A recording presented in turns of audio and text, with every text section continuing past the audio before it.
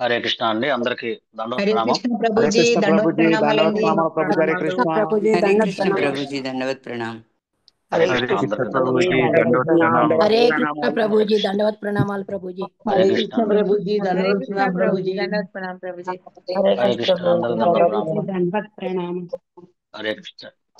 హరే కృష్ణ అండి. ఇవాళ ప్రభుజీ దండవత్. క్షమించాలి, ఈరోజు కొద్దిగా లేట్ అయింది, 10 నిమిషాలు. మనం ఈరోజు క్లాస్ స్టార్ట్ చేద్దాం. ముందుగా గురుదేవులకి, మన గురు పరంపరకి వైష్ణవ ప్రణామం చేసుకొని స్టార్ట్ చేద్దామండి. దయచేసి అందరూ మ్యూట్ చేసుకోవాల్సింది కోరుతున్నాం.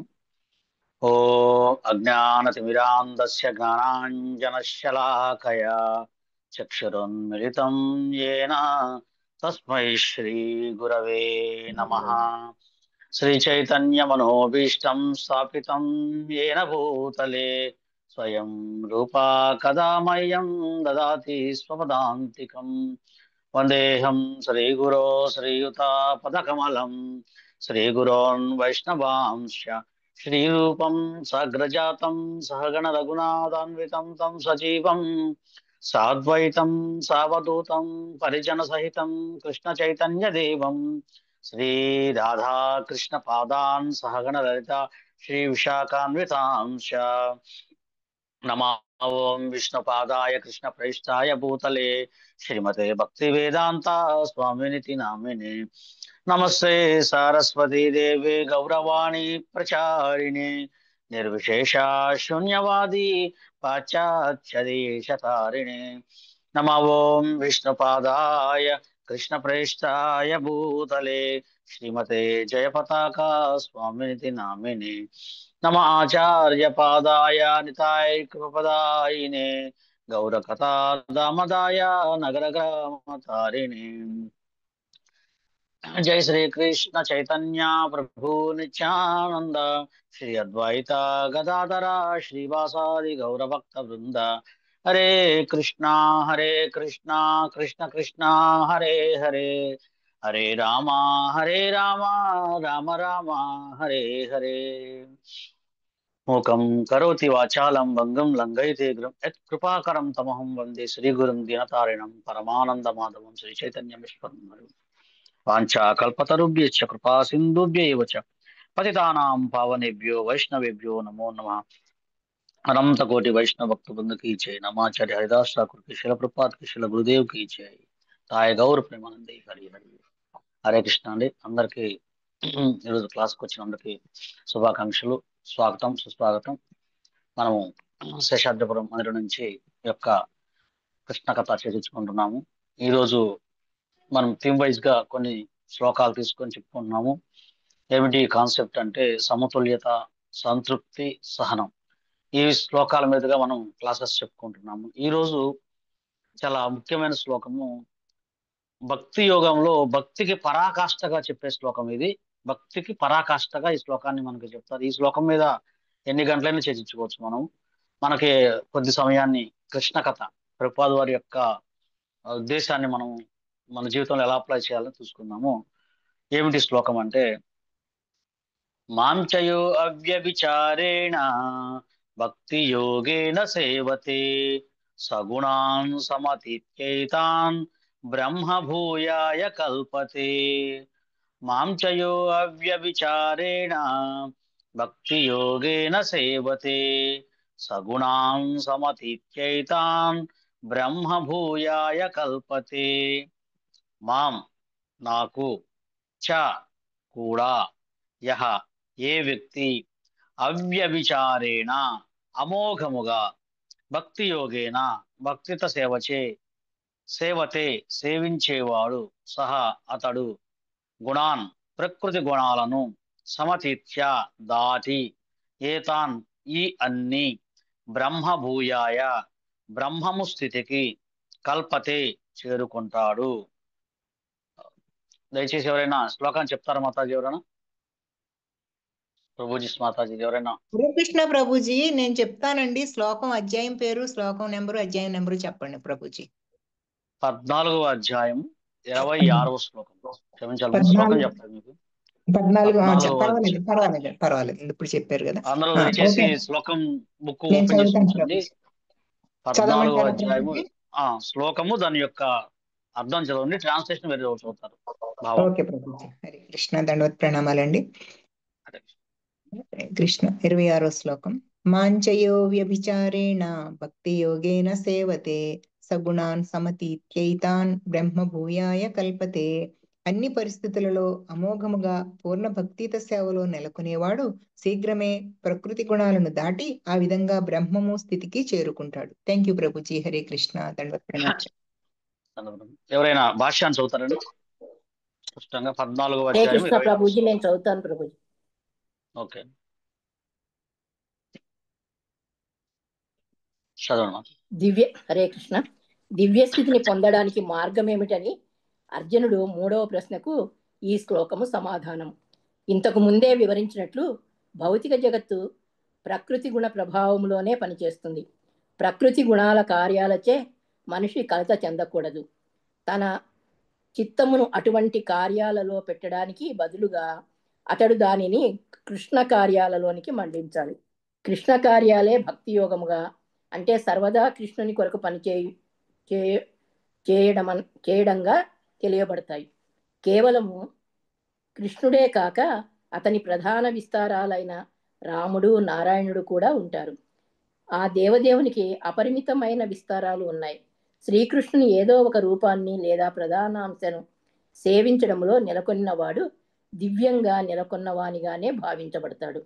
శ్రీకృష్ణుని సమస్త రూపాలు పూర్తిగా దివ్యమైనవి, నిత్య జ్ఞానానందపూర్ణమైనవని కూడా అతడు తప్పక తెలుసుకోవాలి. అటువంటి భగవద్రూపాలు సర్వశక్తి పూర్ణాలు, సర్వజ్ఞాన పూర్ణాలు, సమస్త దివ్య గుణాలను కలిగినటివి.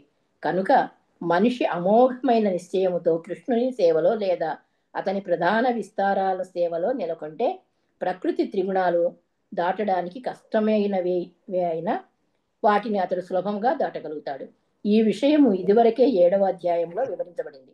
శ్రీకృష్ణునికి శరణు పొందిన వాడు శీఘ్రమే ప్రకృతి త్రిగుణ ప్రభావాన్ని దాటుతాడు. కృష్ణ భక్తి భావనలో, అంటే భక్తి యుగంలో ఉండడం అంటే కృష్ణునితో సమానతను పొందడమని అర్థం. తన స్వభావం నిత్యమైనది, ఆనందమయమైనది, జ్ఞానపూర్ణమైనదని భగవంతుడు చెప్పాడు. ఒక బంగారు కణిక బంగారు గనిలో భాగమైనట్లుగా జీవులు భగవదంశలు. ఆ విధంగా జీవుడు తన ఆధ్యాత్మిక స్థితిలో గుణములో బంగారముతో సమానం, శ్రీకృష్ణునితో సమానం. అయినా వ్యక్తిత్వ భేదం కొనసాగుతూనే ఉంటుంది. లేకపోతే భక్తి యోగం అనే ప్రశ్నే ఉదయించదు. భక్తి యోగం అంటే భగవంతుడు ఉంటాడు, భక్తుడు ఉంటాడు. భగవంతునికి భక్తునికి మధ్య ప్రేమ వినిమయ కార్యాలు ఉంటాయి. అందుకే భగవంతుడు భక్తుడు అనే విషయంలో భిన్న వ్యక్తిత్వాలు ఉన్నాయి. లేకపోతే భక్తి యోగం అనే దానికి అర్థమే ఉండదు. భక్తుడు భగవంతునితో సమానముగా దివ్య స్థితిలో నెలకొనకపోతే భగవంతుని సేవించలేడు. రాజుకు ఆంతరంగిక సేవకునిగా కావడానికి మనిషి యోగ్యతలను సంపాదించవలసి ఉంటుంది. ఆ విధంగా బ్రహ్మముగా కావడమే లేదా భౌతిక కల్మషం నుండి విముక్తుడు కావడమే యోగ్యత. వేద సాహిత్యంలో బ్రహ్మైవ సన్ బ్రహ్మాప్యేతి అని చెప్పబడింది. బ్రహ్మము కావడము ద్వారానే మనిషి పరబ్రహ్మాన్ని పొందగలుగుతాడు. అతడు గుణరీత్యా బ్రహ్మముతో సమానం కావాలని దీని అర్థం. బ్రహ్మాన్ని పొందడము ద్వారా అతడి వ్యక్తిగత జీవునిగా తన నిత్య బ్రహ్మ స్వరూపాన్ని కోల్పోవడు. హరే కృష్ణ ప్రభుజీ, ధన్యవాదాలు. హరే కృష్ణ. అంటే ఈ శ్లోకం చాలా ఎంతో లోతైన అర్థాలు కలిగింది శ్లోకము. అందుకే మనకి శ్లోకం గురించి ఏం చెప్తారంటే భక్తికి పరాకాష్ఠగా ఈ శ్లోకం చెప్తారు. ఈ శ్లోకానికన్నా ముందు అర్జునుడు 21వ శ్లోకంలో ఒక ప్రశ్న, 3 ప్రశ్నలు అడిగాడు స్వామిని. ఆ ప్రశ్నలకు సమాధానంగా ఈ శ్లోకాన్ని స్వామి చెప్తున్నారు. ముందు అర్జునుడు అడిగిన 3 ప్రశ్నలు ఏంటంటే, ప్రభు, ఈ త్రిగుణాలకు అతీతుడైన వాడు ఏ లక్షణాల ద్వారా తెలియబడతాడు? ఫస్ట్ ప్రశ్న. అతని ప్రవర్తన ఎలా ఉంటుంది? రెండో ప్రశ్న. మూడో ప్రశ్న, ఏ విధంగా అతడు ప్రకృతి త్రిగుణాలను దాడతాడు? ఈ 3 ప్రశ్నలు అర్జునుడు అడిగాడు. 22 నుంచి 25 శ్లోకాల వరకు మొదటి 2 ప్రశ్నలకి స్వామి సమాధానం చెప్పాడు. ఒక్కసారి అంటే ఎలాగైతే త్రిగుణాలకు అతీతుడైన వాడు ఏ లక్షణాల ద్వారా తెలియబడతాడు, అతని ప్రవర్తన ఎలా ఉంటుందని చెప్పేసి అడిగిన దానికి మనం 22-25 శ్లోకాలు చూసుకుని తర్వాత ఈ శ్లోకం చూసుకుందాము. ఏమన్నాడు?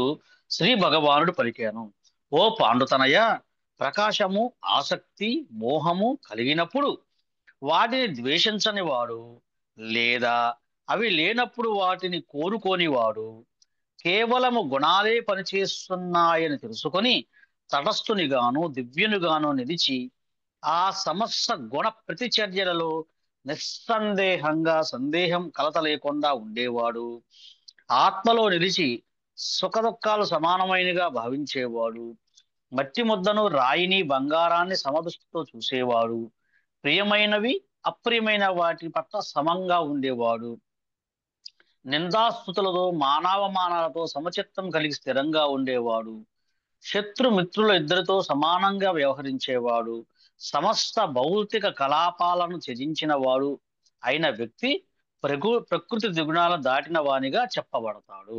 ఈ యొక్క లక్షణాలు ఎవరైతే ఉన్నారో అతను ప్రకృతి గుణాల నుంచి దాడతాడు అని చెప్తూ, మరి అతడు ఏ విధంగా దాటాలి అనే మూడో ప్రశ్నకు సమాధానంగా ఇక్కడ చెప్తారన్నమాట.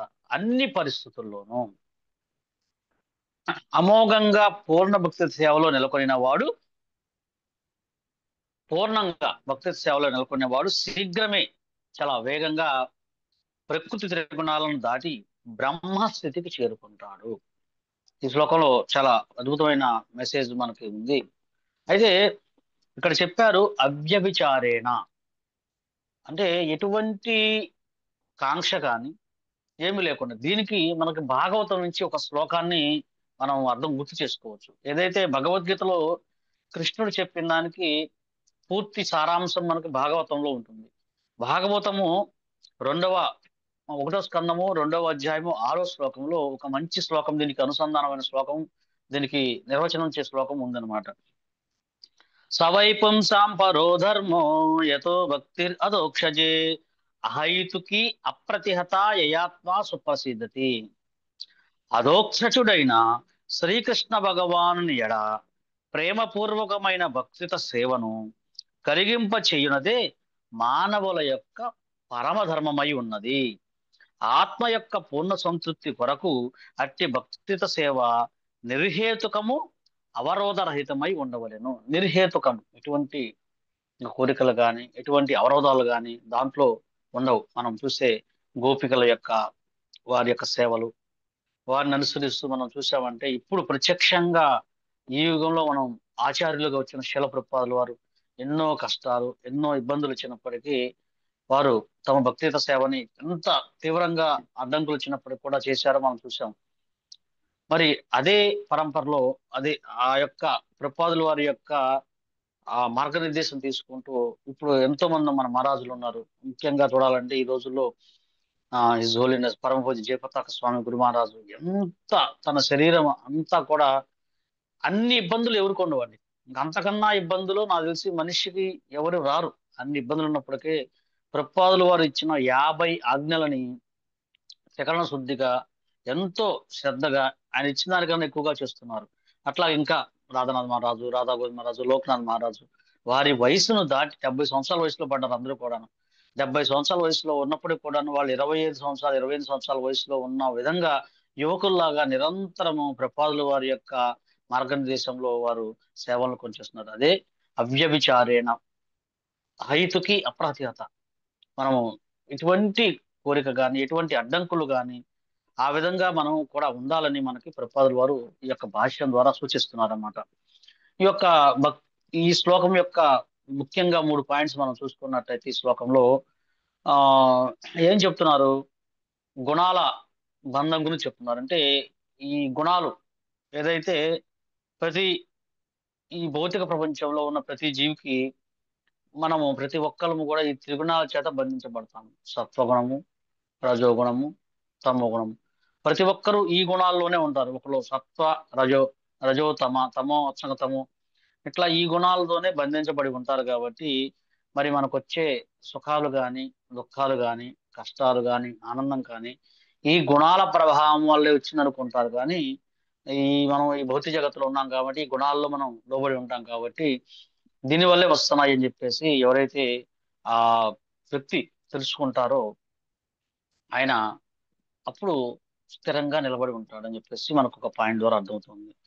మరి నెక్స్ట్ విముక్తి మార్గం. ఆ విధంగా త్రిగుణాలకు అతీతంగా గనక నిలబడిన వ్యక్తి ఎవరైతే ఉన్నారో వాళ్ళు ఏం చేస్తారంటే అర్థం చేసుకుంటాడు.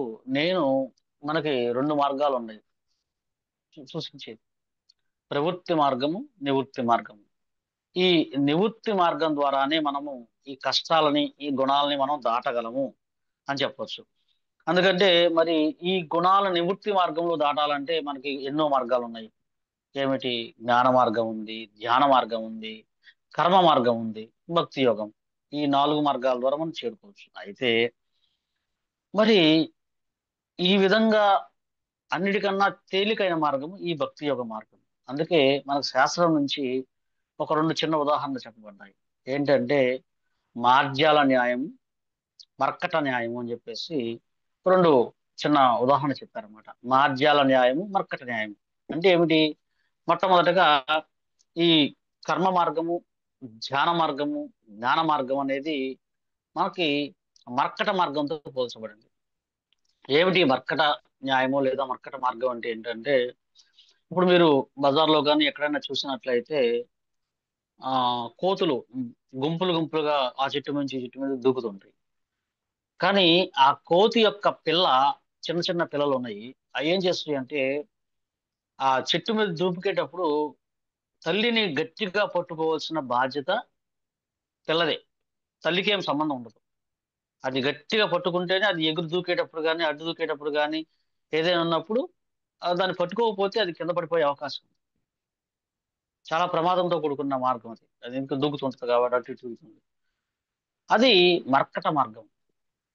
కానీ మార్జాల న్యాయం, మార్జాల మార్గం అంటే ఏంటంటే పిల్లి ఏం చేస్తుందంటే అది ఎక్కడికి వెళ్ళినా సరే పిల్లి పిల్లని తన నోటితో పట్టుకుంటుంది. జాగ్రత్త పట్టుకుని ఎక్కడికి తీసుకెళ్ళినా తన మెడ దగ్గర పట్టుకొని దాన్ని తీసుకుని వెళ్ళి జాగ్రత్తగా దాన్ని గమ్యస్థానం శుభ్రంగా ఒక మంచి సురక్షిత ప్రాంతంలో ఉంటుంది ఎప్పుడు కూడా. మరి ఈ మర్కట మార్గంలో వాటిని ఎలా చెప్పొచ్చు అంటే మనం ధ్యాన మార్గము, కర్మ మార్గము, ఆ జ్ఞాన మార్గం, ఇవన్నీ కూడాను అటువంటి మార్గాలకు సంబంధించినవి. మనం ఎప్పుడైనా పడిపోయే అవకాశం, ప్రమాదం మనకి ఉందన్నమాట. మరణ సమయంలో మనకి ఏయి గుర్తుకు రాకపోవచ్చు, మనల్ని దరి చేర్చలేకపోవచ్చు, అంతిమ లక్ష్యం చేర్చలేకపోవచ్చు. కానీ మార్జాల న్యాయం అంటే ఏంటి? ఎలాగైతే పిల్లి పిల్లని తల్లి చాలా భద్రంగా పట్టుకుంటుందో ఆ దేవాది దేవుడైన కరుణామూర్తి, దయామూర్తి శ్రీకృష్ణ భగవానుడు మనల్ని చాలా జాగ్రత్తగా మన గమ్యానికి చేరుస్తాడు. మరణ సమయంలో మనం ఏదైనా సరే ఇబ్బంది పడినప్పటికి కూడాను ఆయన చెప్పారు, నేను వచ్చి మీ చెవిలో చెప్తానని చెప్పేసి. అందువల్ల మనల్ని సురక్షితమైన గమ్య మార్గానికి, గోలోక ధామానికి లేదా వైకుంఠ ధామానికి చేర్చే బాధ్యత ఆయన తీసుకుని నమ్మే భక్త ప్రణశ్యతి. ఓ అర్జున నువ్వు చెప్పు, నా భక్తుడు అన్నడు నశించడు అని చెప్పేసి. అందుకని ఈ మార్జాల మార్గం అనేది మనకి భక్తి యోగాన్ని సూచిస్తుంది.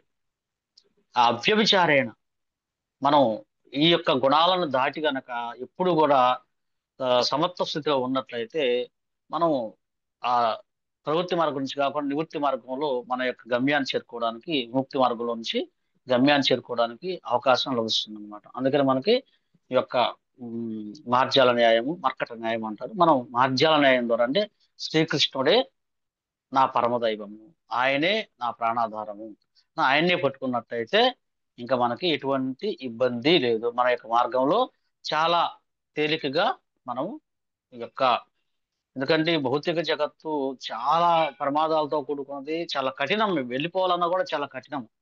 అప్పుడు మనం ఏదైతే ఈ స్వామి పట్టుకుంటే ఏమవుతుందంటే, దీన్ని మనకి భాగవతం చెప్తోంది, ఒక ఆవు దూడ, ఆవు దూడ యొక్క గిట్టలో ఎంత నీరు పడుతుందో అంత ఈజీగా మనము ఈ యొక్క భవసాగరాన్ని దాటొచ్చు.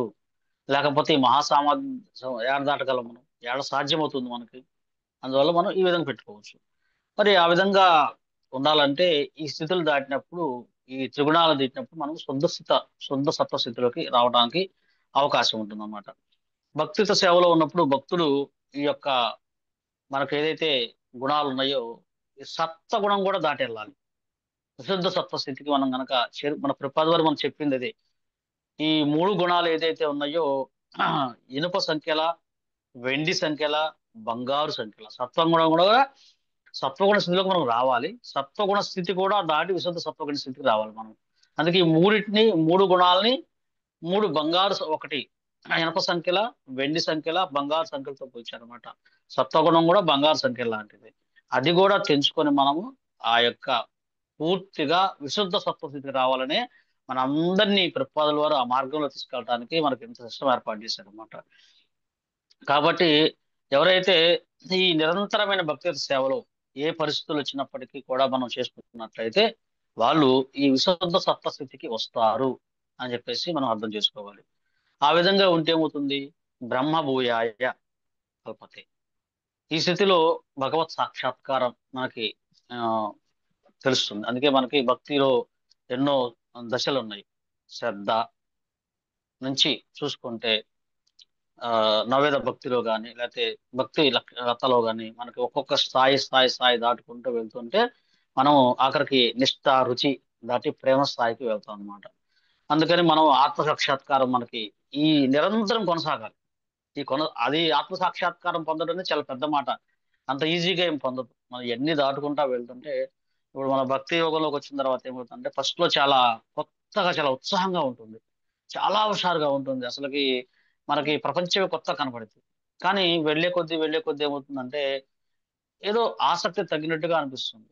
కానీ మనకు ఆచార్యులు చెప్తుంది ఏంటంటే ఎప్పుడైతే అది ఆసక్తి తగ్గడం కాదు, మన సంతృప్తి కాదు, మనం కృష్ణుడు సంతృప్తి కోసం పనిచేస్తున్నట్లయితే, ఎందుకంటే సేవల్లోకి వెళ్లే కొద్దీ బిజీ అయిపోయే కొద్దీ నిజంగా చెప్పాలంటే చాలా హార్డ్ వర్క్ అయిపోతుంది. భక్తులకు కూడా మందిరంలో కల్లా ఎక్కువగా యాక్టివిటీలో పాల్గొనే వాళ్ళు చాలా స్ట్రెస్ అయిపోతారు అనమాట. అయినప్పటికీ కూడా ఎందుకోసం చేస్తున్నాము? కృష్ణ భగవానుడి కోసం మనం ఈ యొక్క సేవలు చేస్తున్నాం కాబట్టి మనం చాలా ఈజీగా మనం గమ్యంలోకి వెళ్ళిపోతాం, ఇబ్బంది ఏం లేదు. అందుకని మనము ఈ గుణాల ప్రభావాన్ని చలించకుండా సమతుల్యత మనం గనక పాటించినట్లయితే మరి ఏమవుతుంది? అమరత్వం అంటే భగవత్ ప్రేమ పొందడానికి, భగవద్ ధామాన్ని వెళ్ళడానికి అర్హుడవుతాడు. ఈ 3 పాయింట్స్ మనం ఒకటి ఏంటంటే గుణాల నుంచి ఆ గుణాల బంధాలను చూసుకోవాలి, మనం ఆ గుణాల నుంచి విడుదల పొందాలి, మరి విముక్తి మార్గంలోకి మనం వెళ్ళాలి, శుద్ధ సతస్థితిలోకి రావాలి.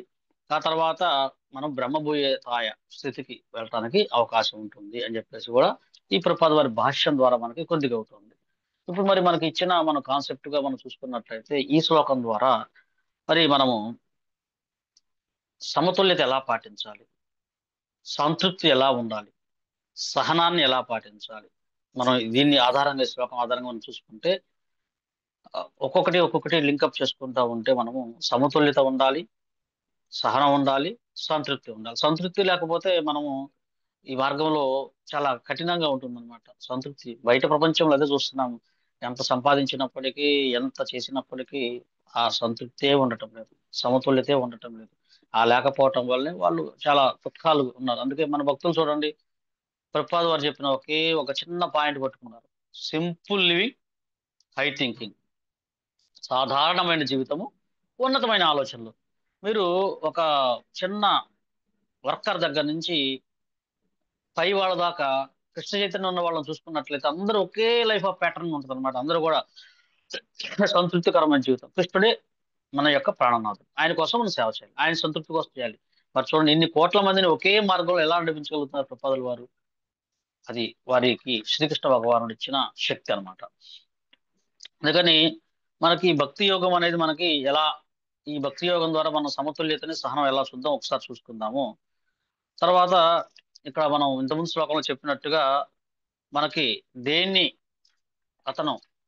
దేని పట్ల ద్వేషాన్ని చూపించడు, అలాగే ఇష్టాన్ని చూపించడు, అది లేదని చెప్పి బాధ కూడా పడడు అని చెప్పేసి మనకు చెప్తూ ఎటువంటి గుణాల ప్రభావం వైపు ఉండడు అని చెప్పేసి చూస్తున్నట్టుగా సమతుల్యత అంటే అతను దుఃఖ సుఖ అన్నిటినీ సమానంగా చూస్తాడు అని చెప్పేసి మట్టిని, రాయిని, బంగారాన్ని సమానంగా చూస్తాడు. అది అంత తేలికైన విషయం కాదండి. మనం ఆ విధంగా స్థితికి రావటం అనేది భక్తుల సాంగత్యం రావటం వల్ల, నిరంతరం శ్రవణం చేయటం వల్ల, నిరంతరము ఈ యొక్క సాధనలో ఉండటం వల్ల మాత్రమే మనకి చెప్తుందన్నమాట. ఆ విధంగా ఉండాలి అంటే మనకి ప్రభుపాదుల వారు చెప్తుంది ఏంటంటే, ఒక శ్లోకాన్ని మనము కంఠాభరణంగా ధరించాలి అని చెప్పి మనకి చైతన్య చరితామృతం నేర్పిస్తుంది మనకి. కంఠాభరణంగా, ఈ కంఠాభరణంగా ఏంటంటే, తృణాదపి సునీచేనా తరోరివ సహిష్ణునా అమానినా మానదేనా కీర్తనీయ సదాహరి. ఈ యొక్క శ్లోకాన్ని ఎవరైతే కంఠాభరణంగా ధరిస్తారో వాళ్ళు అన్ని విధాల మన జీవితంలో సమతుల్యత ఉంటుంది, సంతృప్తి ఉంటుంది, సహనం కూడా ఉంటుంది. ఇది సహనం కోసం చెప్పే శ్లోకం వచ్చి కూడా చెప్తాము, కానీ సమతుల్యత పాటించాలన్నా ఏదైనా సరే ఈ శ్లోకం అనేది చాలా చాలా ముఖ్యమైనదని చెప్పేది. ఈ సమతుల్యత ఎలా ఉంటుందంటే మన జీవితంలో ఆ సముద్రంలో ఒక నౌక ప్రయాణిస్తున్నప్పుడు ఎన్నో అలల తాకిడి చాలా తీవ్రంగా ఉంటుంది. అలల తాకిడి తీవ్రంగా ఉన్నప్పుడు ఆ నావ అటు ఇటు ఇటు అటు కదులుతూ ఉంది. ఒక సమర్థుడైన కెప్టెన్ లేకపోయినట్లయితే ఆ నౌక తలకిందులయ్యే అవకాశం ఉంది. బై భౌతిక జగత్తులో జరుగుతుంది అదే. క్రెడిట్ వచ్చినప్పుడు నాది, నా అంతటోడు లేరు, నేనే, నా ప్లానింగ్ ఎలా ఉంటుంది అని చెప్పేసి చెప్తారు. ఏదైనా అటు ఇటుగా అయిందనుకో భగవంతుని మీద తోసేయటం, వాళ్ళ మీద తోసేయటం, వాళ్ళ వల్ల జరిగింది, నేను ప్లానింగ్ కరెక్ట్గా వేసాను. కానీ భక్తులు అలా కాదు. ఎప్పుడైతే మనం భక్తి యోగం అనే చొక్కాని, భక్తి యోగం అనే దాన్ని పట్టుకున్నాం కాబట్టి మన యొక్క నౌకకి ఏదైతే కెప్టెన్ ఎవరంటే స్వయంగా శ్రీకృష్ణ భగవానుడే. ఆయనే కెప్టెన్. ఆయన ఈ సంసార సాగరాన్ని నుంచి చాలా ఈజీగా మనల్ని దాటించేస్తాడు. కెప్టెన్ ఆయన కాబట్టి. అందుకే శిల ప్రభుపాదుల వారు ఆ అమెరికా ప్రయాణం చేస్తున్నప్పుడు వారికి నౌకలో ఎప్పుడైతే గుండెపోటు వచ్చిందో అప్పుడు స్వయంగా ఆయన చూశారన్నమాట. ఈ యొక్క నౌకని అట్లాంటిక్ మహాసముద్రంలో ఆ షిప్ నడిపేది శ్రీకృష్ణ భగవానుడే అని చెప్పి స్వయంగా ఆయన చూసి చెప్పాడు మనకు, మనందరికి కూడా. మనం ఆ విధంగా అర్థం చేసుకోవాలి. మన యొక్క ప్రయాణంలో కూడా మనందరికి కెప్టెను స్వయంగా శ్రీకృష్ణ భగవానుడే. అందువల్ల ఏంటంటే మనము ఇంకా ఎటువంటి కలత చెందడానికి ఇబ్బంది ఏం లేదు. కలత చెందాల్సిన అవసరం లేదు మనకి. మనల్ని సురక్షితంగా గమ్యానికి చేరుస్తారు.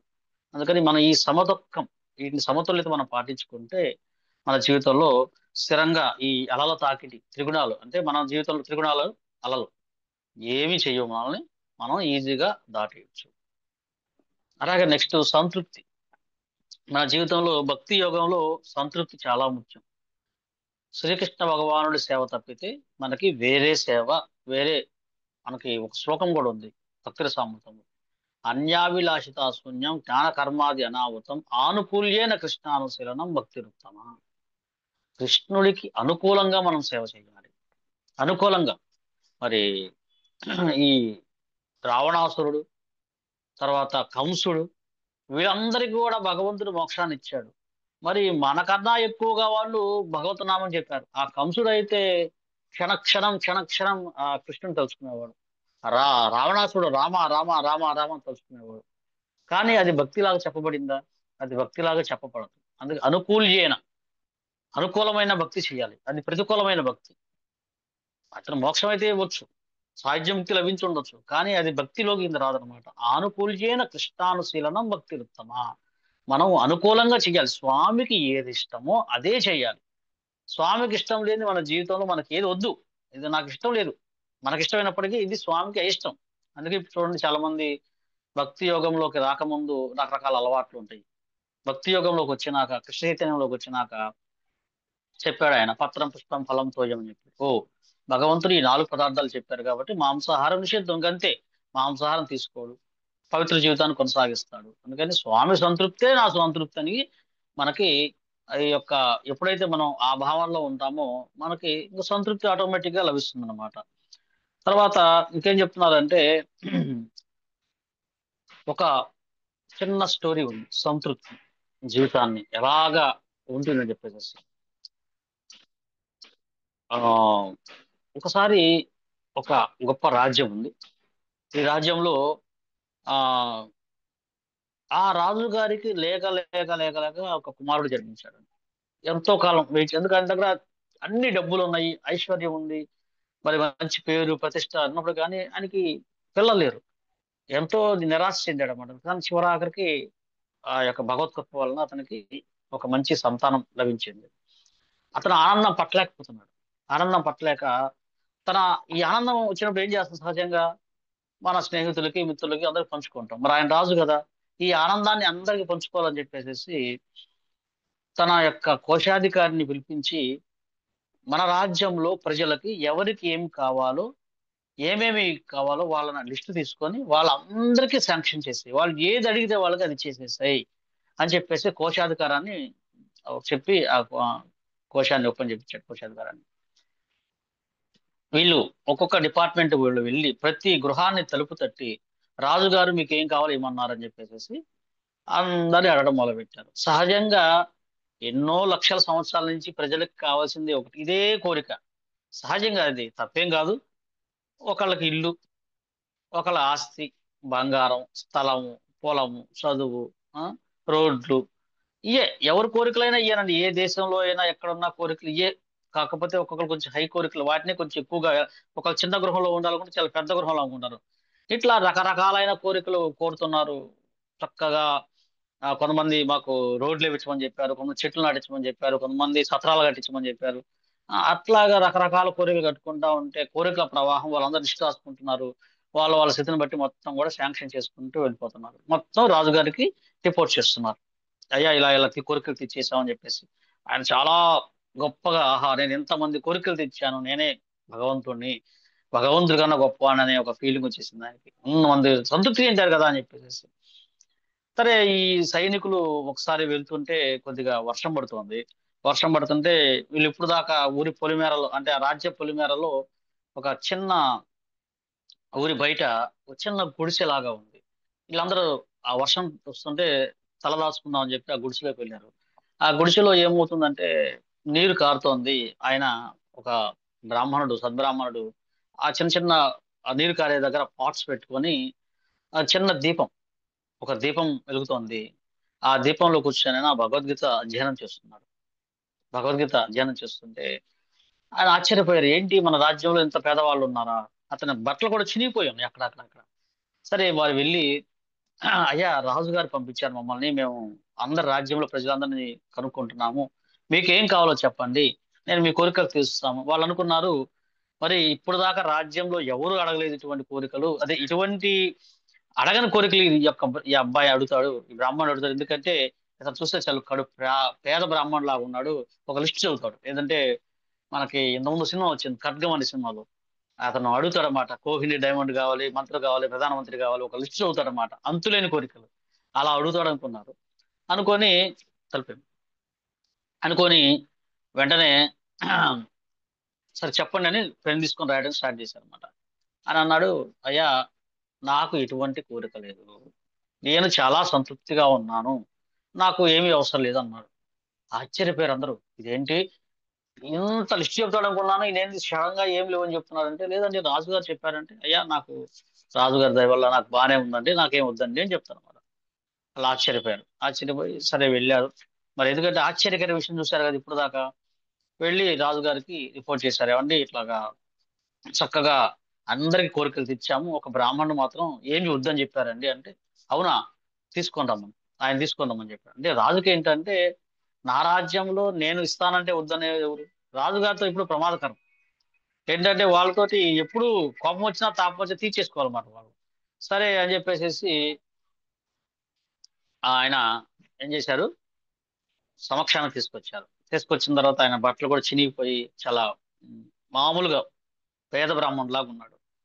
కానీ మొహం తేజస్సు వెలిగిపోతుంది అనమాట. వెళ్ళి అడిగాడు, రాజుగారు ఏమి స్వామి మీరు వద్దన్నారంట, మీకు ఏం కావాలో అడగండి, నేను నిస్సందేహంగా ఇస్తాను, ఏదైనా అడగండి ఇచ్చేస్తాను మీకు అని చెప్పేసి. ఆయన ఉద్దేశం ఏంటంటే, నేను అందరినీ సంతృప్తి పరచాలి, ఎవ్వరు వద్దంటానికి వీల్లేదు, నేను భగవంతుడు సమానం అని అనుకుందనమాట. కేవలం భగవంతుడే అందరి కోరికలు తెచ్చగలరు, మిగతా ఎవరు తెచ్చలేరండి. సరే ఆయన ఒకటి రెండు సార్లు వద్దని చెప్పేశాడు. వద్దని చెప్పి అప్పుడు ఆయన చెప్పాడు, మీ యొక్క పాలనలో నాకు చాలా బాగుందండి, రేపటికి ఏం కావాలో నాకు దొరుకుతుంది, అందువల్ల నాకు సంతృప్తిగా ఉన్నాను, నేను చాలా సంతృప్తిగా ఉన్నానంటే, లేదు మీరు ఏదో తీసుకోవచ్చుందంటే ఆయనకి అర్థమైంది ఇంకా. రాజుగారితో ప్రమాదకరం అని చెప్పి, సరే నాకు ఒక చిన్న కోరిక ఉంది, తీర్చండి నన్ను. తీరుస్తాను, ఏదైనా పర్లేదు. అయితే మీరు మా ఇంటికి భోజనానికి రండి, మా ఇంటికి భోజనానికి రండి, భోజనానికి వచ్చి నా ఆతిథ్యాన్ని స్వీకరించండి. తర్వాత నేను భగవద్గీత గురించి, కృష్ణ భగవానుడి గురించి చెప్తాను, మీరు దాన్ని వినండి అన్నాను. ఓ దానికి ఏముంది, పద అని చెప్పేసి వెళ్ళిపోమని చెప్పాడు. ఆ డిపార్ట్మెంట్ వాళ్ళందరికీ చెప్పాడు, నేను వాళ్ళ ఇంటికి వెళ్ళాలి, ఏర్పాటు చేయండి అని చెప్పాడు. సాధారణమైన వ్యక్తులు అయితే ఎవరు వస్తారు, వచ్చి వెళ్తుంటారు. మరి రాజుగారు ఎక్కడికైనా కదలాలంటే ఎప్పుడు ఒక్కడే కదలడండి. మనం చూసాం, ఒక ప్రధానమంత్రి, ఒక ముఖ్యమంత్రి అక్కడికి రావాలంటే, లేదా ఒక అమెరికా ప్రెసిడెంట్ రావాలంటే ఏం చేస్తారు, ఒక పెద్ద వ్యవస్థ ఉంటుంది దానికోసం. ఆయన ఎప్పుడు ఒక్కడికి రాడు. ఆఖరికి ఆయన హెలికాప్టర్ కూడా మడత పెట్టుకొని తీసుకొస్తారు విమానంలో. ఆయనకు కావాల్సిన సమస్తము అక్కడి నుంచే వస్తాయి.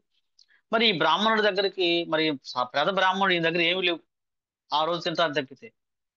మరి రాజుగారు చెప్పాడు, నా ఏర్పాటు నేను నేను ఉండడానికి ఏర్పాటు చేయండి అని చెప్పాడు. మరి డిపార్ట్మెంట్ పరిగెత్తారు ఇక, అన్ని డిపార్ట్మెంట్ వాళ్ళు చక్కగా మరి ఆ యొక్క పూరి గుడిసి పడేశారు, పెద్ద బిల్డింగ్ కట్టేశారు, రోడ్లను చక్కగా వెడల్పు చేశారు. మరి రాజుగారు ఒక్కడే వస్తాడా, మంది మార్బలంతో గజ త్వరగా దళాలతోటి రాణి వాళ్ళతో సహా వస్తాడు. మరి వాళ్ళందరికీ ఏర్పాట్లు జరిగిపోయినాయి మొత్తం, అన్ని అందరూ ఉండడానికి. మరి రాజుగారు తినడానికి బంగారు కంచం, దాని ఆయన కూర్చోడానికి మరి పరుపులు, తర్వాత అన్ని సకల ఏర్పాట్లు, ఒక రాజభవనం లాగా మారిపోయింది ఆ ఇల్లు. వచ్చాడు ఒక రోజు, ఆయన ఏర్పాట్లు అయిన తర్వాత వాళ్ళు ఓకే అన్నారు. రాజుగారు చక్కగా వచ్చాడు, మంది మార్బలంతో, మంది వాగదులతోటి ఆయన వచ్చి చక్కగా వచ్చి మరి ఆ గృహంలో ఈ యొక్క బ్రాహ్మణుడు చక్కగా కృష్ణుడికి ఆహారం నైవేద్యం పెట్టి, ఆ నైవేద్యాన్ని అక్కడ వచ్చిన వాళ్ళందరికీ కూడా పెట్టేసేసి, తర్వాత అక్కడ ఆ కూర్చున్నారు. అందరూ కూడా కూర్చున్న తర్వాత నెక్స్ట్ ఆయన కోరిక ఏంటి, నేను భగవంతుడి యొక్క సందేశాన్ని అందిస్తాను అని చెప్పిన తర్వాత ఈ యొక్క శ్లోకాన్ని చెప్పడం జరిగిందనమాట. మాం చేయో అవ్యభిచార అంటే మొత్తం చెప్పుకోండి, ఈ శ్లోకాన్ని కూడా చెప్పారు. మాం చేయో అవ్యభిచారేణ భక్తి యోగేన సేవతే సగుణాన్ సమతీత్వైతాన్ బ్రహ్మభూయాయ కల్పతే. ఈ శ్లోకాన్ని కూడా ఇంపార్టెంట్ గా చెప్పారనమాట. చెప్పిన తర్వాత రాజు గారి యొక్క ఆలోచనల్లో చాలా మార్పు వచ్చింది, అతని యొక్క ప్రవర్తనలో చాలా మార్పు వచ్చింది, తన యొక్క కర్తవ్యం ఏంటో అర్థమైందనమాట, తన యొక్క ఏం లోటుపాటు ఉందో చూసి తెలుసుకున్నాడు అనమాట. మరి ఆయన చాలా సంతృప్తిగా వెళ్ళాడు. అక్కడి నుంచి తన యొక్క పరిపాలన కూడా మారిపోయింది. ఇప్పుడు నేను ఒక చిన్న ప్రశ్న సంధిస్తున్నాను. ఆ చర్చ అంటే, మిగతా వాళ్ళు కోరుకుంది, ఈయన కోరుకున్న దానికి ఆ వ్యత్యాసం బట్టి, ఈ చిన్న స్టోరీ బట్టి ఏమిటి దీంట్లో ఉన్న వ్యత్యాసం కానీ అని ఎవరైనా చెప్పగలరా? హ్యాండ్ రైట్ చేయండి దయచేసి, ఏదైనా ఒక 2 minutes. మిగతా వాళ్ళందరూ కోరుకున్న దానికి, ఈయన కోరుకున్న దానికి మనకి ఏమైనా అర్థమైంది ఈ స్టోరీ ద్వారా? అదే కృష్ణ ప్రభుజీ, నేను చెప్తాను. హరే కృష్ణ ప్రభుజీ. మిగతా వాళ్ళంతా భౌతిక కోరికలు, వాళ్ళ సంతృప్తి కోసం అడిగినారు ప్రభుజీ. కానీ ఈ బ్రాహ్మణుడు మాత్రము దైవభక్తిలో ఉంటే మానవులు ఏ విధంగా ఆలోచించగలుగుతారు, వాళ్ళని ఏ విధంగా భక్తిలోనికి తీసుకురావాలా అనే ఉద్దేశంతో ఈయన ఆ విధంగా అడిగినాడు ప్రభుజీ. హరే కృష్ణ ప్రభుజీ చెప్పమంటారండి? కృష్ణుని ఒగుని అడిగితే అన్ని ఆటోమేటిక్ గా నొక్కి చిక్తుంది. ఇప్పుడు వాడు రాజుకి పెట్టిన దానికే అంత రోడ్డు ఇది వాడికి కాస్త ఐశ్వర్యంతా ఇచ్చారు కదా, అట్లా మేము భగవంతుని ఒగుని కోరితే కృష్ణుని అన్ని ఆటోమేటిక్ గా చిక్తుంది అని. ప్రభుజీ నాకు అర్థమైంది చెప్తానండి. ఆయన కృష్ణ భక్తి గురించి రాజుకి చెప్పడం చాలా బాగుందండి. ఈ రకంగా అయినా అందరిలోనూ మార్పు, నిర్ణయిస్తాను అంటే భగవంతుడిని కోరుకుంటే అన్ని వస్తాయి అన్నట్టు రాజుకి కూడా కృష్ణ భక్తి గురించి ఉపదేశించాడండి ఆయన. హరే కృష్ణ. హరే కృష్ణ ప్రభుజీ. మనం ఎప్పుడైనా టాప్ మోస్ట్ ని కోరుకుంటే మన కింద అన్ని వస్తాయి కదా ప్రభుజీ ఆటోమేటిక్ గా. అంటే ఇప్పుడు మనం 100 రూపీస్, 10 రూపీస్, 20 రూపీస్ అలా అన్నీ ఉంటే మన 100 రూపీస్ తీసుకుంటే ఎలా అయితే మిగిలిన డబ్బులన్నీ మన దగ్గరికి వస్తాయో, అలానే టాప్ మోస్ట్ మనం ఇంకా అన్ని 100 రూపీస్ తీసుకుంటే ఆటోమేటిక్ గా మిగిలిన అన్ని వస్తాయి కదా. అలాగే కృష్ణుని కోరుకుంటే మనకు మిగిలిన అన్ని వస్తాయి అన్నమాట. శిరీషన్ ప్రభుజీ. హరే కృష్ణ ప్రభుజీ. బాగుంది ప్రభుజీ. హరే కృష్ణ. హరే కృష్ణ ప్రభుజీ. ఇప్పుడు రాజుగారులో మార్పు వచ్చినప్పుడు ప్రజల్లో కూడా అదే దైవభక్తి అందరికీ వస్తుంది కదా ప్రభుజీ. అవును. అది చాలా, వీటితో పాటు ప్రజలు కూడా అంతా మారిపోతారు అని అర్థమైంది ప్రభుజీ. ఓకే, అంటే మనం భగవంతుణ్ణి ఏం కోరుకోవాలో చాలా మంది తెలియదండి. ఏం కోరుకోవాలో కూడా మనకు తెలియదు. రకరకాల దేవీ దేవతల మందిరాలకు వెళ్ళి నాకు అది కావాలి ఇది కావాలి చిన్న చిన్న తాత్కాలికమైనవి, అది విలువైనవి కావని చెప్పేసి మనకి మనకి చూసుకుంటే భక్త ధ్రువ మహారాజ్ చూసుకుంటే ధ్రువ మహారాజ్ స్టోరీలో ధ్రువుడు తన తండ్రి తన సింహాసనం తోసివేస్తే ఆ యొక్క తల్లిగారు చెప్తారు అక్కడికి వెళ్ళి తపస్సు చేసుకుని ఆయన ఇస్తాడు మొత్తం అని చెప్పేసి ఆ యొక్క నారదముని యొక్క సాంగత్యం వల్ల ఆయన భగవంతుడి కోసం తీవ్రమైన తపస్సు చేస్తాడు. కృష్ణ భగవానుడు వచ్చిన తర్వాత ఈయన వెళ్ళిన దేనికి లక్ష్యం ఏంటి? పెద్ద రాజ్యం కావాలని చెప్పేసి. కానీ ఎప్పుడైతే ఆ భగవంతుడి యొక్క సన్నిధానం ఆయన సాంగత్యంలోకి వచ్చారో, ఆయన స్పర్శ తగిలిందో, నాకు ఇవన్నీ గాజు పెంకులతో సమానమైనవి, నాకు నీ భక్తే కావాలని చెప్పి కోరుకుంటాడు అన్నమాట. అందువల్ల మనం ఏంటంటే ఈ తాత్కాలికమైన ఇల్లు మంచియే కాదని కాదు, నిజమైన పర్మనెంట్ గా ఉండే భక్తిని మనం కోరుకోవాలి. అందుకని ఈ బ్రాహ్మణుడు మిగతా రాజ్యంలో ఉన్న ప్రజలందరూ ఏంటి రకరకాల వాళ్ళు తాత్కాలికమైన కోరికలు కోరుకున్నారు. కానీ ఈ బ్రాహ్మణుడు ఏం చేశాడు? రాజుగారు కోరుకున్నాడు. రాజుగారు కోరుకుంటే అన్ని వచ్చేసింది. ఆయన ఇల్లు అడగలేదు, స్థలం అడగలేదు, బంగారం అడగలేదు, తర్వాత రోడ్డు అడగలేదు, ఏం అడగలేదు. కానీ రాజుగారిని కోరుకుంటే అన్నీ వచ్చేసినాయి అనమాట. అందుకని మనము శ్రీకృష్ణ భగవాన్ని కోరుకుంటే అన్ని ఆటోమేటిక్ గా దాని అంతా వాడిని వచ్చేస్తాయి. ఎందుకంటే వాళ్ళందరూ వాళ్ళ సేవకులు కాబట్టి ఎక్కడైతే ఉంటుందో అక్కడ లక్ష్మి. హరే కృష్ణ ఎక్కడైతే హరే కృష్ణ ప్రభుజీ, మనము శుద్ధ భక్తులు అయినప్పుడు మనం అడగాల్సిన అవసరం ఏముంది ప్రభుజీ? కృష్ణ భగవాన్ తెలుసు కదా ఏమి ఇవ్వాలో ఏమి ఇవ్వకూడదు. అయితే అంటే అందరూ శుద్ధ భక్తి స్థాయికి రారుగా మాతాజీ. అందుకే మనకేం చెప్తారంటే భగవద్గీతలో ఒక శ్లోకం ఉంది, అర్ధార్థి జిజ్ఞాసు జ్ఞానీచ భరతర్షభ. అంటే అందరూ ఒక స్థాయిలో ఉండరు. అందుకని స్టార్టింగ్ లో భక్తి మార్గంలోకి వచ్చే వాళ్ళు ఉన్నారో వాళ్ళకి రకరకాల కోరికలు అన్నీ ఉంటాయండి, అది సహజమే. తండ్రిని అడగటము బిడ్డ యొక్క హక్కు, దాన్నే దాయబాక్ అంటారన్నమాట. అంటే అది హక్కే. అందువల్ల మనం కృష్ణుడు ఏం చెప్తున్నాడంటే మీకు ఏం కావాలో నన్నే అడగండి, మళ్ళా అవిధిపూర్వకంగా ఆ దేవత ఏ దేవతలు అడగొద్దు, నేను మీకు ఇచ్చేదంతా కూడాను 9.24 శ్లోకాలు ఉంది, అవిధిపూర్వకంగా పూజిస్తున్నారు, నన్నే అడగండి, వాళ్ళు ఇచ్చే వాళ్ళకి నేనే ఇచ్చింది కూడా నేను డైరెక్ట్ గా నన్నే అడగనని చెప్తున్నారు అనమాట. అందుకని మనము కోరికలు లేకుండా ఉండే స్థాయి అనేది కొంచెం టైం పడుతుందండి. అందరికీ ఆ స్థాయి రారు. కొద్దిగా అర్ధార్థి దుఃఖంలో ఉండడం, డబ్బు కోసం, భక్తులకు కూడా ఎన్నో అవసరాలు ఉంటాయి. అందువల్ల ఏ అవసరం వచ్చినా సరే మనం కృష్ణ భగవానుడి యొక్క పాదపద్మాలనే పట్టుకోవాలన్నమాట. సత్యం కాదు అది. ఆ మెల్లమెల్లగా ఆ స్థాయికి వచ్చిన తర్వాత ఏమిటంటే మన యొక్క కోరికల ప్రవాహం తగ్గిపోయి నిజంగా ఏది ముఖ్యమైన కోరిక, ఏది ఉంటే అన్నీ వస్తాయి, భక్తి యోగం ఉంటే మన దగ్గరికి అన్ని, ఏదైతే సహనం వస్తుంది, సంతృప్తి, అన్ని కంప్లీటెడ్ గా మన దగ్గరికి వచ్చేస్తాయని చెప్పేసి అర్థమైపోతుంది మనకి. అప్పుడు ఆటోమేటిక్ గా కోరికల ప్రవాహం దగ్గర కృష్ణుడి సంతృప్తే నా సంతృప్తి అనే విషయాన్ని ప్రభుపాద వారి యొక్క సాంగత్యం వల్ల మనకి వస్తుంది అనమాట. అందుకే ఇప్పుడు ఈ రాజుగారు జరిగిన స్టోరీ చూసుకుంటే మిగతా వాళ్ళందరికీ ఏమి వాళ్ళకి తాత్కాలికంగా దొరికింది, కానీ ఈయన రాజుగారు రావడం వల్ల అన్ని వచ్చేసినాయి. కృష్ణుడు ఉంటే మనకు అన్ని ఉన్నట్టే. అందుకని ఒకసారి ఒక భక్తుడు, ఒక వ్యాపారి, ఆయన ఏం చేస్తారంటే రోజు లక్ష్మీదేవి పూజిస్తున్నాడు అంట. తీవ్రంగా పూజిస్తుంటే ఆయనకు లాభం రావట్లేదు. ఆయనకి లాభం రాకపోతుంటే రోజు కృష్ణుడిని పూజిస్తున్నాడంట, లాభం రాకపోవట్లేదు అంటే ఆయన అడిగాడంట, ఒక ఫ్రెండ్ అడిగాడంట, నేను కృష్ణుని పూజిస్తున్నాను డబ్బు రావట్లేదు అంటే అన్నాడంట, నువ్వు కృష్ణుని పూజిస్తే డబ్బు వస్తుంది, కృష్ణుని పూజిస్తే వైరాగ్యం వస్తుందయా, నువ్వు పూజించాల్సింది లక్ష్మీదేవి పూజిస్తే నీ గలగల వస్తుంది అని చెప్పేసి చెప్పిన తర్వాత సరే ఆ యొక్క మిత్రుడి మాటను పట్టించుకొని వెంటనే కృష్ణుడు ఫోటో పక్కన పెట్టేసేసి ఆ యొక్క విగ్రహాన్ని పక్కన పెట్టేసి లక్ష్మీదేవి విగ్రహాన్ని తీసుకొచ్చి ఇక లక్ష్మీదేవికి పూజలు చేస్తూ నన్ను కరుణించు, నా రక్షించు అని చెప్పేసి చెప్తూ ఆయన చేస్తాడంటే దీపం వెలిగించి ఆ యొక్క ధూపాన్ని అక్కడ పెట్టాడు.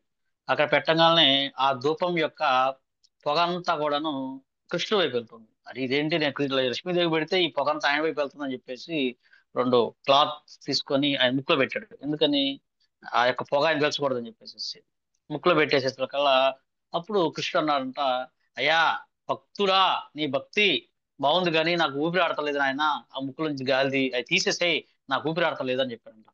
నేను ఆశ్చర్యపోయాడు, స్వామి నువ్వు ఎప్పుడు నాతో మాట్లాడలేదు స్వామి, ఇప్పుడు నేను నిన్ను కొలిచినంత కాలం నాతో మాట్లాడనే లేదు, నీ భక్తి ఆపేశాను, నేను లక్ష్మీదేవి పట్టుకోగానే నువ్వు నాతో మాట్లాడుతున్నావు స్వామి అంటే అప్పుడు అన్నాడు ఆయన, నేనున్నాను అని నువ్వు ఇప్పుడు దాకా గుర్తించలేదు నాయన, నాతో ఏదో చేస్తున్నావు కానీ నేనున్నాను నీకు గుర్తించలేదు, నీకు అన్ని నేనే అందిస్తున్నాను నువ్వు గుర్తించలేదు, కానీ ఎప్పుడైతే ఈ ముక్కులో పెట్టిందని అర్థమైందంటే నువ్వు ఉన్నావు అని గుర్తించావు, నా ఆ స్వామి ఉన్నాడు కాబట్టి గాలి పిలుస్తాడని నువ్వు భావించావు కాబట్టి ఇప్పుడు నేను మాట్లాడుతున్నాను అని చెప్పేసి అప్పుడు ఆయనకు అర్థమైంది, ఓ కృష్ణుడు ఎక్కడ ఉంటే లక్ష్మీదేవి అక్కడే ఉంటుంది. ఆటోమేటిక్గా మనం మన జీవితంలో ఎప్పుడైతే భగవంతుడు ఉన్నాడంటే అందరూ సమస్త దేవీ దేవతలు, వైష్ణవులు, గురువులు అందరూ కూడా అక్కడే స్థితిలో ఉంటారు. అందుకని మనము ఈ జీవితంలో మనకు సంతృప్తి ఖచ్చితంగా మనకి కావాలన్నమాట. లేకపోతే ఎవరికి ఎంత ఇచ్చినా సంతృప్తి ఉండదండి. మనకి ఈ సంతృప్తి కేవలం భక్తి యోగం మాత్రం ద్వారానే మనకి నిజమైన సంతృప్తి లభిస్తుంది అని చెప్పేసి మనకి ఈ శ్లోకం ద్వారా అర్థమవుతుంది. తర్వాత నెక్స్ట్ వచ్చేసేసి మనం ఉమ్, సహనం. ఈ శ్లోకం ద్వారా భక్తి యోగానికి అత్యంత మూలమైన స్థానం ఏంటంటే ఈ సహనాన్ని పాటించాలని చెప్పేసి, మరి సహనం లేకుండా భక్తి యోగం సాధ్యం కాదు. మరి ఈ సమతుల్యత నిలబెట్టుకోవాలన్నా కూడా సహనం అనేది చాలా అవసరం. మనం భౌతిక ప్రపంచంలో పనిచేస్తున్నప్పుడు ఎన్నో కష్టాలు, దుఃఖాలు, అవమానాలు అన్నీ మనకు వస్తూనే ఉంటాయి అన్నమాట. దానికి ఒక ఉదాహరణ ఏంటంటే ఈ కుబ్జ కుబ్జ ఆ ఏమైతే ఆమె ఆ చాలా అవమానించేవాళ్ళు ఆమెని మధురా నగరంలో, అసహ్యంగా ఉండేది, గోరి స్త్రీలా ఉండేది అని చెప్పేసి ఎంతో బాధపడేది. ఆమె ఎంతో మదన పడుతూ ఏడుచుకుంటూ వెళ్తున్నప్పుడుగా తిడుతూనే ఉంటారన్నమాట. తిడుతూనే ఉంటున్నప్పుడు ఒకసారి ఆ మధురా నగర్కి శ్రీకృష్ణుని ఆహ్వానించినప్పుడు కృష్ణ భగవానుడు స్వామి వస్తాడు. అప్పుడు ఇంకా కంసుని సంహరించలేదు. 14 కంసు ఇయర్స్ సంహరించడం 14 ఇయర్స్ ఉంటే అప్పుడు కృష్ణ భగవానుడికి ఆ అంతే. కిషోర ప్రాయంలో ఉన్నప్పుడు ఆయన వస్తారు. వచ్చిన తర్వాత ఆ కుబ్జ, వీళ్ళు నగర వీధుల్లో ప్రయాణం చేస్తున్నప్పుడు ఆ కుబ్జ వెళ్తూ ఉన్నప్పుడు ఆ సుగంధ ద్రవ్యమైన భరితాలతో ఉన్న పెట్టి తీసుకెళ్తూ ఉంటే దాన్ని చూసి చాలా ఆ సుగంధం ద్రవ్యం చూసి ఆయన వెళ్ళి ఆ యొక్క కుబ్జని ఏమని అంటాడంటే, ఓ సుందరి, ఏమిటి నీ దగ్గర ఉన్నది అంటాడు. ఓ సుందరి అని పిలుస్తాడు. సుందరి అనగానే ఆమె చాలా ఏడుపు వచ్చేసింది ఆమెకి. ఏడ్చేసేసి, నువ్వు ఒక రాజకుమారులా ఉన్నావు, నన్ను ఇట్లా అవమానిస్తావా, నీకు ఇది న్యాయమేనా, ఒక అబలని, ఒక స్త్రీని ఈ విధంగా అవమానించకూడదని నీకు తెలియదా అంటే, నేనేమి అవమానించాను, నేను సుందరి అని పిలిచాను కదా అని చెప్పేసి అంటే, మిగతా వాళ్ళందరూ కూడా నన్ను కుబ్జ, లేకపోతే ఈమె కురూపి అని చెప్పి తిడతా ఉంటే నేను తట్టుకోలేకపోయేవాడిని, ఏడ్చి ఏడ్చి ఏడ్చి నాకు ఏడవడానికి కూడా ఓపిక లేదు, ఎందుకంటే అది నిజమే, నేను నాకు పాపకర్మల వల్ల నాకు ఈ శరీరం లభించింది, కానీ ఈ రోజు నువ్వు నన్ను సుందరి అని పెట్టి వెటకారంగా పిలుస్తున్నావు, ఇది నీకు న్యాయం కాదు, ఒక ఆత్మ ఎంత ఘోషిస్తుందో మీకు తెలియదు, నేను ఎంత సహనంగా ఉన్నానో మీకు తెలుసా, వీళ్ళందరి యొక్క ఆ నాకు ఏదన్నా శపించాలి ఉన్నప్పుడు కూడా నేను సహనంతో, నా యొక్క కర్మలను బట్టి నాకు ఈ శరీరం వచ్చింది, అందుకే నేను చాలా సహనంగా ఉన్నాను, నేను చాలా సహనంగా ఉన్నాను, కానీ నా సహనాన్ని నువ్వు పరీక్షిస్తున్నావు అని చెప్పేసి ఆ కుబ్జా చెప్పినప్పుడు ఆయన చెప్తాడు, లేదు సుందరి, నువ్వు నిజంగానే సుందరివి, నేను బాహ్య సౌందర్యాన్ని చూడను, అంతరంగ సౌందర్యాన్ని చూస్తాను, నువ్వు అంతరంగంలో చాలా గొప్ప సుందరివి నువ్వు అని చెప్పేసి, నీ పాపకర్మ వల్ల వచ్చిందని చెప్పేసి ఆ చెయ్యిని ఇలా పట్టుకుంటాడు అనమాట, కుబ్జ యొక్క శరీరాన్ని ఇట్లా పట్టుకున్న తర్వాత ఎప్పుడైతే ఆమె అప్పుడు దాకా భయపడుతోందో ఈ చెయ్యి పట్టుకున్న తర్వాత స్వామి ఒక్కసారి స్వామి చెయ్యి పట్టుకున్నాడంటే ఇక మన జీవితంలో ఆయన వదిలిపెట్టడం ఆమెని ఖచ్చితంగా వాళ్ళ జీవితం మారిపోతుంది. అందుకే చూడండి, ప్రభుపాద వారి సాంగత్యంలో ఎవరైనా వచ్చినంత వాళ్ళ లైఫ్ టర్న్ అయిపోతుంది, పూర్తిగా టర్న్ అయిపోతుంది అనమాట. భక్తులను పట్టుకుంటే భగవంతుని పట్టుకున్నట్టే. ఆ విధంగా ఏముంది, ఆ కుబ్జ వెంటనే ఆ యొక్క పెట్టెని ఇవ్వడానికి వెంటనే కృష్ణుడికి ఇస్తానంటుంది. మరి ఇందాక ఏమన్నావు కదా అంటే, ఇంకా నాకు ఏం జరిగినా పర్వాలేదు, నాకు నీ సాంగత్యంలో వచ్చాను అని చెప్పేసి ఆమె ఎంతో ఆనందపడిన తర్వాత, భగవంతుని యొక్క స్పర్శ తగిలిన తర్వాత ఆమె అత్యంత అతిలోక సుందరిగా మారిపోతుంది. ఆయన చెప్తాడు, నీకు రామావతారం సమయంలో నా కోసం తీవ్రమైన తపస్సు చేశావు అంటే, బహుశా నేను విన్నది ఏంటంటే ఆ కుబ్జ ఎవరో కాదు, శూర్పణఖ. మనం శూర్పణఖ స్టోరీ కొద్దిగా వింటాం. ఏంటంటే ఆ ముక్కు కోసేసిన తర్వాత ఇక ఆమె గురించి ఎవరు పట్టించుకోరు, యాక్చువల్గా ఆ ముక్కు కోసిన తర్వాత శూర్పణఖ ఆయన యొక్క సాంగత్యాన్ని కోరుకుంటూ చాలా తీవ్రమైన తపస్సు చేసిందంట. చాలా తీవ్రమైన తపస్సు చేసిన తర్వాత ఆ తపస్సు ఫలితంగానే తర్వాత కృష్ణుడి యొక్క సాంగత్యంలోకి వచ్చిందని చెప్పి. అందుకే కృష్ణావతారం మనం చూసుకుంటే లక్షలాది గోపికలు వీళ్ళందరూ కూడా ఎన్నో లక్షల సంవత్సరాలు తపస్సు చేసిన వాళ్ళే.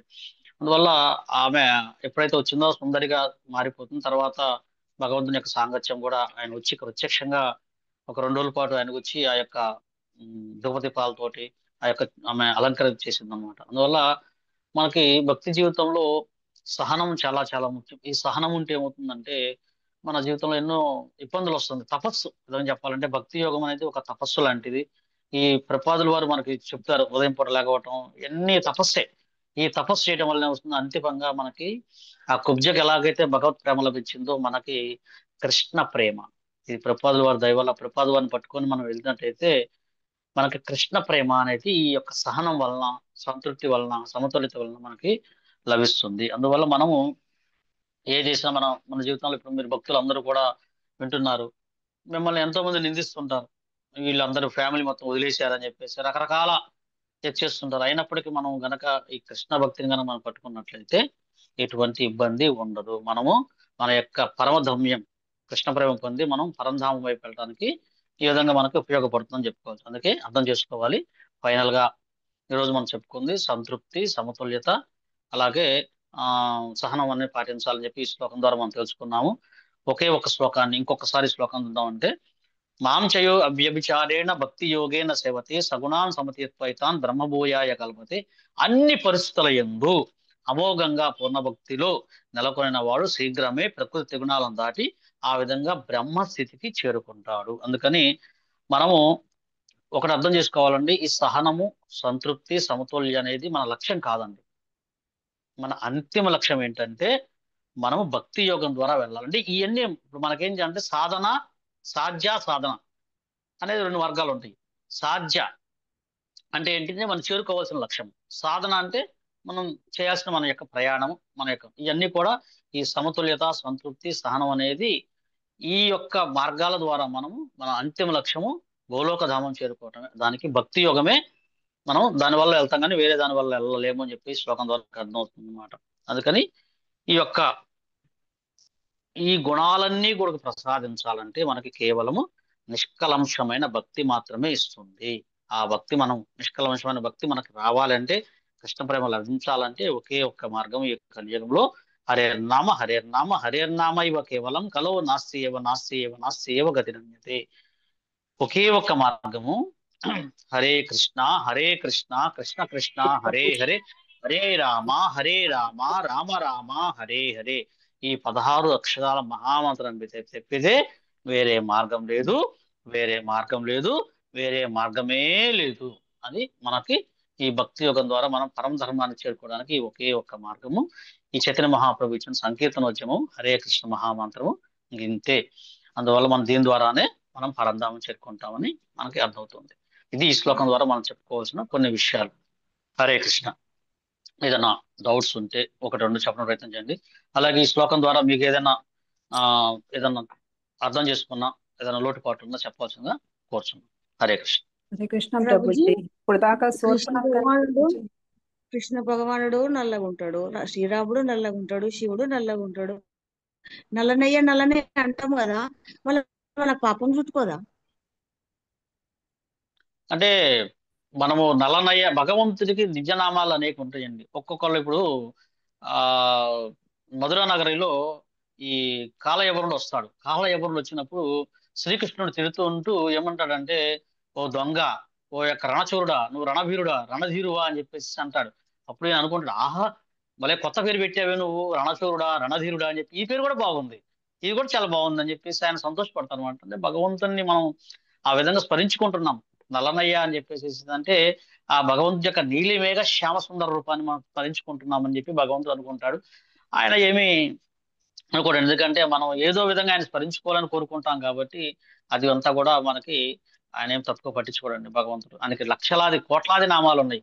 అందువల్ల ప్రతి నామము ఆయనకి ఇష్టమైంది. అదంతా కూడా మన ఇబ్బంది లేదు. అందుకే మనకి ప్రత్యేక నామం ఈ హరే కృష్ణ మంత్రం చెప్పమని చెప్పారు. మిగతా అన్ని కూడా సెకండరీ నామాలు.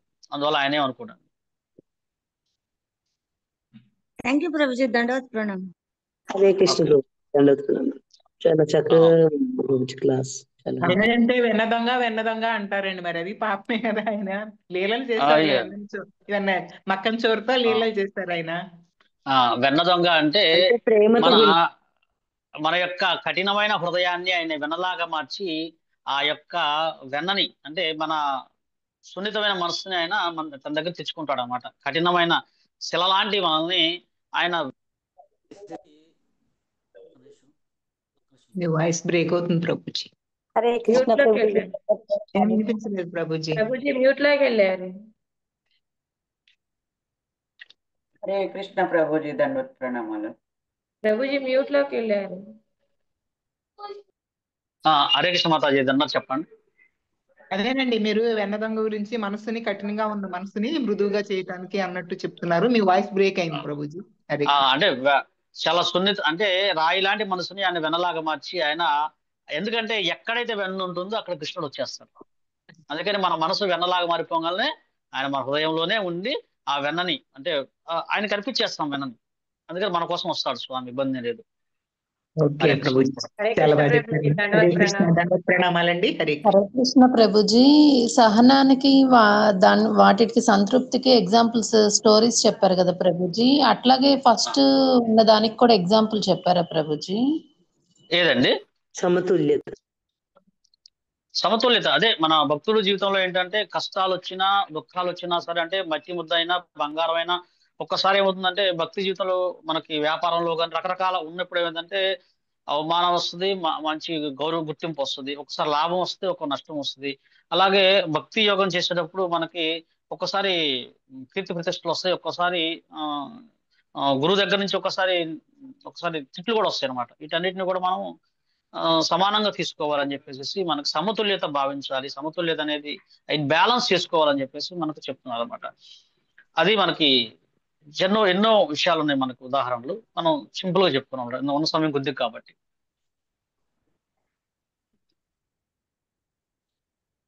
హరే కృష్ణ పూజ, దండవత్ ప్రణామాలు. చాలా బాగుంది Prabhuji class. Okay Mataji. దండవత్ ప్రణామాలండి. Okay అండి, థ్యాంక్ యూ. మనం ఈరోజు ఇక్కడతో మనం క్లాస్ ముగిద్దాం. అందరికి క్లాస్ అర్థమైంది అనుకుంటున్నాము. ఏదన్నా ఫీడ్బ్యాక్ ఉంటే దయచేసి మీరు కూడా మాకు కృష్ణ ప్రభుజీ, నేను నిన్న స్టోరీ ఒకటి ట్రై చేశాను ప్రభుజీ చెప్పడానికి. అదే ఫస్ట్ మీరు మాకు చెప్పారు కదా ఫస్ట్ లో అర్జున్ మిశ్రా స్టోరీ. అదే నేను నిన్న గుడికి వెళ్ళాను ప్రభుజీ, సంకటహర చవితి కదా. నిన్న అక్కడ ట్రై చేశా. నేను ఎప్పుడు చెప్పలేదు కదా, నిన్న అక్కడ చెప్పాను ప్రభుజీ. నిన్న అందరికీ చదవమని అలాగా. అది మేము సోమవారం నోవులు చేసుకుంటాం కదా, అప్పటికప్పుడు షీలాకి వస్తే దామోదర దీపం కూడా ఇంట్లో మేము ఫస్ట్ చేసుకున్నాం ప్రభుజీ. అంటే ఎవరిని ఇంట్లో ఉన్నంత వరకు తను కూడా ఉంది కదా, దామోదర అష్టకం చదివి దీపాలు అవన్నీ వెలిగించాం ప్రభుజీ. మంచిదండి, థ్యాంక్ యూ అండి. ఓకే అండి, మనం ఇప్పటికే సమయం గంట సేపు దాకా అయింది. మనం మళ్ళా రేపు క్లాస్ లో నెక్స్ట్ క్లాస్ లో కలుద్దాం. ఈరోజు ఇక్కడతోటి ముగిస్తున్నాను. వాంఛా కల్పతరుభ్యశ్చ కృపా సింధుభ్యైవ చ పతితానాం పావనేభ్యో వైష్ణవేభ్యో నమో నమః.